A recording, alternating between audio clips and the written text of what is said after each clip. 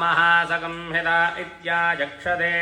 अधादिलोकम् पृथिवीपूर्वरूपम् द्यौरुत्तररूपम् आकाशः सन्धिः वायुः सन्धानम् इत्यधिलोकम् अधादिज्योतिषम् अग्निः पूर्वरूपम् आदित्य उत्तररूपम् आपः सन्धिः वैद्युतः सन्धानम् इत्यधिज्योतिषम् अधादिविद्यम् आचार्यः पूर्वरूपम् अन्तेवास्युत्तररूपम् विद्यासन्धिः प्रवचनगुम् सन्धानम् इत्यधिविद्यम् अधाधिप्रजम् माता पूर्वरूपम् पितोत्तररूपम् प्रजासन्धिः प्रजननगुम् सन्धानम् इत्यधिप्रजम् अधाध्यात्मम् अधराहनुः पूर्वरूपम् उत्तराहनुरुत्तररूपम् वाक्सन्धिः जिह्वासन्धानम् इत्यध्यात्मम् इतीमा महासंहिताः य एवमेता महासंहिता व्याख्याता वेदा सन्धीयते प्रजया पशुभिः ब्रह्मवर्चसेनान्नाद्येन सुवर्ग्येण लोकेन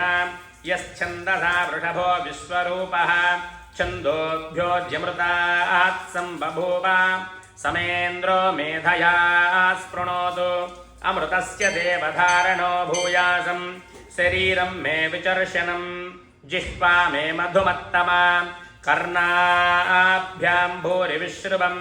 ब्रह्मणः कोशोऽसि मेधया पिहितः श्रुतम् मे गोपाय आवहन्ति विदन्वानाम् कुर्वाणाचीरमात्मनः वासागुंसि मम गावश्च अन्नपाय परमात्मने सुभद्रा प्राणनादाय श्रीजगन्नाथाय मङ्गलम् स्वच्छस्तमालिकाम् मन्दगन्धमन्दरजिष्णवेद् विष्णुचित्ततनोजायै गोदायै नित्यमङ्गलम् श्रीनगर्याः महापुर्याम् ताम्रभरणि उत्तरीतरे श्रीरिन्द्रणे मूलनाम्ने जडगोपाय मङ्गलम् शेषो वा सैन्यनाथो वा श्रीपतिर्वेदसात्विकैः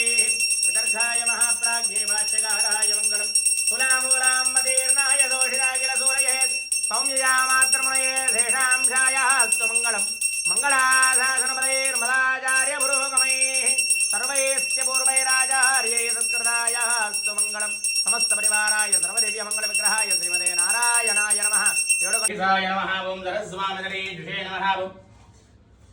कुमाराकल्पसेव्याय नमः ओम वज्रद्रविषयाय नमः ओम सुवत्सला सुदन्नत्सेनावत्यपराय नमः ओम रामाय नमः ओम